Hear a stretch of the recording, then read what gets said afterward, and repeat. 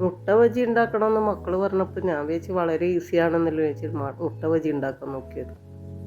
തുടങ്ങിയപ്പോഴാണ് മനസ്സിലായത് ഇത് അത്ര ഈസിയുള്ള കാര്യമല്ല. പിന്നെ എന്തായാലും തുടങ്ങി പോയല്ലോ, നിർത്താൻ പറ്റൂലല്ലോ. എല്ലാവർക്കും എങ്ങനെയാണെന്നൊന്നും അറിയില്ല. എന്തായാലും ഞാൻ കുറേ പാടുപെട്ടു.